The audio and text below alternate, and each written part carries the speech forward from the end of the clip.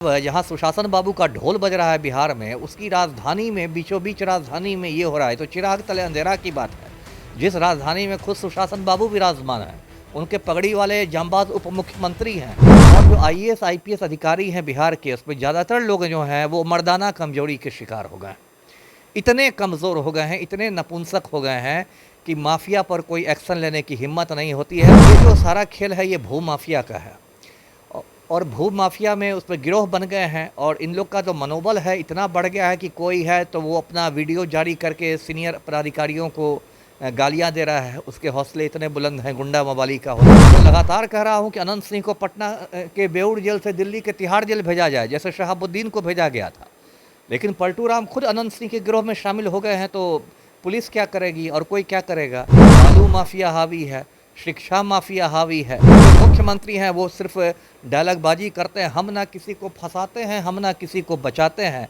लेकिन आनंद मोहन को जेल से निकालने के लिए पलटू राम ने जेल मैनुअल को बदल दिया। नमस्कार, आप देख रहे हैं NBC 24 और मैं हूं आप सभी के साथ ब्रह्मचारी आशीष। और बिहार में एक बार फिर आपराधिक गतिविधियां तेज हो रही हैं। आपको बताते चले कि भू माफिया, लाल पानी माफिया यानी शराब माफिया एक बार फिर से तेज रफ्तार से अपनी कार्यवाही जो है वो कर रहे हैं। प्रशासन बेखबर है।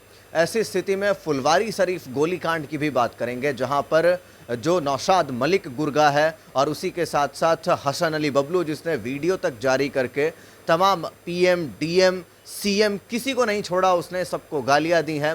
उसी के साथ ताजुद्दीन, ये पूरा एक गिरोह है जो भू माफियाओं को लेकर के काम कर रहा है। इसके ऊपर तमाम सवाल जवाब के लिए हमारे साथ जुड़ रहे हैं पूर्व आईपीएस अधिकारी अमिताभ दास जी। उनसे जुड़ेंगे, बातचीत करेंगे। सर, फुलवारी शरीफ की वो वीडियो जब सामने आई तो दिल दहला देने वाला वीडियो था। इतने बाइकर्स बिना प्रशासन की खबर के पहुंच कैसे गए वहाँ? ये बहुत दुर्भाग्यपूर्ण बात है। दर्शकों को मैं बता दूं, ये जो फुलवारी शरीफ है ये पटना शहर का ही एक राजधानी का ही एक इलाका है और नाम तो बहुत सुंदर है, फुलवारी शरीफ। फुलवारी से लगता है कि फूल ही फूल खिले होंगे, शरीफ से लगता है कि शरीफ लोग ही वहाँ रहते होंगे। लेकिन आजकल लगता है कि फुलवारी में फूल से ज़्यादा कांटे उग गए हैं और शरीफ लोगों से ज़्यादा वहाँ गुंडे मवाली हो गए हैं। तो बहुत दुख की बात है। फुलवारी शरीफ में मेरे भी कई दोस्त रहते हैं और मैं वहाँ जाता रहता हूँ अक्सर।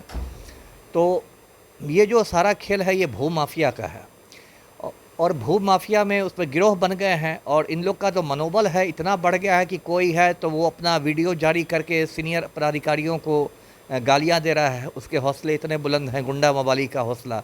कोई है तो वो एकदम 25-30 बाइक पर, जैसे हिंदी फिल्मों में दिखाते हैं, बाइकर्स गैंग की तरह आ रहा है और हमले कर रहा है, गोलियां चल रही है। और सबसे बड़ी बात है कि हम बीच राजधानी में, मतलब जहाँ सुशासन बाबू का ढोल बज रहा है बिहार में, उसकी राजधानी में बीचों बीच राजधानी में ये हो रहा है तो चिराग तले अंधेरा की बात है। जिस राजधानी में खुद सुशासन बाबू विराजमान है, उनके पगड़ी वाले जांबाज उप मुख्यमंत्री हैं, है ना। सरदार पटेल भवन में एक से एक जांबाज आईपीएस लोग बैठे हुए हैं। कोई सिंघम के दादा हैं, कोई सिंघम के परदादा हैं। सचिवालय में जांबाज मुख्य सचिव और गृह सचिव बैठे हुए हैं। उस राजधानी में इस तरह की बातें हो रही हैं, ये बहुत दुर्भाग्य की बात है।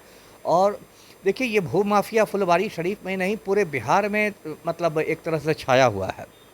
एक वजह तो ये है कि अब ज़मीन की कीमत इतनी भाग रही है कि मतलब ये जो धंधा है, रियल एस्टेट का धंधा, ज़मीन लेना और मकान बनाना, वो बहुत ज़्यादा मतलब चोखा धंधा हो गया। ये मामला भी अमिताभ दास जी जमीन से ही जुड़ा हुआ है। भू माफिया का मतलब ही है जो भू से जुड़ा हुआ माफिया, है ना। आपको याद होगा कुछ साल पहले मुजफ्फरपुर में एक लोमहर्षक हत्याकांड हुआ था। एक नवरुणा चक्रवर्ती नाम की लड़की का अपहरण हो गया था, बाद में उसकी लाश मिली थी, कंकाल मिला था। सीबीआई ने भी उसकी जांच की, लेकिन उसमें भी बड़े बड़े सफ़ेद पोश लोग नहीं पकड़े गए। और देखिए, बिहार में मैं क्या कहूँ, मैं तो बार बार बोलता हूँ, बिहार में माफिया के हौसले इतने बढ़े हुए हैं। अब देखिए, हौसले क्यों नहीं बढ़ेंगे। ये जो हमारे मुख्यमंत्री हैं पलटू राम, है ना, ये चपरासी की मुद्रा में खड़े हैं माफिया डॉन अनंत सिंह के सामने। अब जब राज्य का मुख्यमंत्री ही एक माफिया गिरोह में शामिल हो जाएगा तो उस राज्य की आप क्या बात कीजिएगा। बस भू माफिया क्यों, शराब माफिया यहाँ हावी है, बालू माफिया हावी है, शिक्षा माफिया हावी है। जिस क्षेत्र ट्रांसपोर्ट माफिया है, जिस क्षेत्र में आप बोलिए उसी में माफिया है। और जो मुख्यमंत्री हैं वो सिर्फ डायलॉगबाजी करते हैं, हम ना किसी को फंसाते हैं, हम ना किसी को बचाते हैं। लेकिन आनंद मोहन को जेल से निकालने के लिए पलटू राम ने जेल मैनुअल को बदल दिया। जबकि आनंद मोहन सज़ा याफ्ता खूनी था, उसने गोपालगंज के डीएम का खून कर दिया था। लेकिन पलटू को लगा कि आनंद मोहन को बाहर निकालने पर राजपूत वोट बैंक में संधमारी हो जाएगी, तो बाहर निकाल दिया गया। अभी अनंत सिंह का चपरासी बने हुए हैं। तो इसलिए बिहार की स्थिति जो है वो बहुत अराजक हो गई है। और जो आईएएस आईपीएस अधिकारी हैं बिहार के, उसमें ज़्यादातर लोग जो हैं वो मर्दाना कमजोरी के शिकार हो गए। इतने कमज़ोर हो गए हैं, इतने नपुंसक हो गए हैं कि माफिया पर कोई एक्शन लेने की हिम्मत नहीं होती है। बस एक लैपटॉप लेके सचिवालय में घूमते रहते हैं और कोई गरीब आदमी मिलता है तो उस पर ज़ोर ज़ोर से उसको डांटने लगते हैं। इससे ज़्यादा उनकी औकात नहीं है। जी नहीं तो अमिताभ दास जी, लगातार सरकार कह रही है, तेजस्वी यादव ने भी सवाल उठाया इसके ऊपर, लेकिन फिर भी तो कार्रवाई जो है वो नहीं हो पा रही है। आप देखिए, कोई नेपाल भाग गया इनमें से, कोई इनमें से मुंबई फरार है, कोई इनमें से कोलकाता भागा हुआ है। पुलिस की एक विशेष टीम बाहर भी जा रही है जांच करने के लिए, मगर फिर भी उसके हाथ अभी खाली हैं। नहीं, हाथ तो खाली रह नहीं है, वो तो खाना पूरी हो रहा है ना। वो तो पब्लिक को दिखाने के लिए होता है कि देखिए पुलिस कितना काम कर रही है। आज भी मैं आपके चैनल के माध्यम से बताता हूँ, सीबीआई को बताता हूँ, पटना पुलिस को बताता हूँ कि जो पेपर लीक कांड का मास्टरमाइंड है संजीव मुखिया, वो मुख्यमंत्री आवास में छिपा हुआ है, एक अणे मार्ग पटना में। यदि औकात है सीबीआई की, औकात है पटना पुलिस की, तो संजीव मुखिया को जाके पकड़ ले। सबको पता है कि अनंत सिंह ने बेउर जेल को मजाक बना दिया। अनंत सिंह को बेउर जेल में मोबाइल की सुविधा है, मोबाइल से वो पूरा गिरोह संचालित करता है। लेकिन जेल आईजी की औकात नहीं है अनंत सिंह का मोबाइल जब्त करने की, है ना। अनंत सिंह 1 मिनट में गृह आयुक्त को गन्ना आयुक्त बनवा देगा। मैं तो लगातार कह रहा हूं कि अनंत सिंह को पटना के बेउर जेल से दिल्ली के तिहाड़ जेल भेजा जाए, जैसे शहाबुद्दीन को भेजा गया था।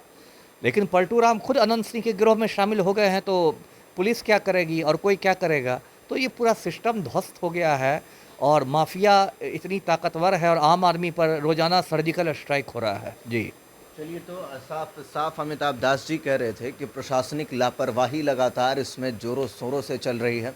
बिहार में लगातार क्राइम का ग्राफ ऊपर बढ़ता जा रहा है और ऐसे में पुलिस प्रशासन से लेकर के बिहार सरकार, मुख्यमंत्री से लेकर के तमाम वरीय अधिकारी तक सवाल तो खड़े होने लाजमी ही हैं।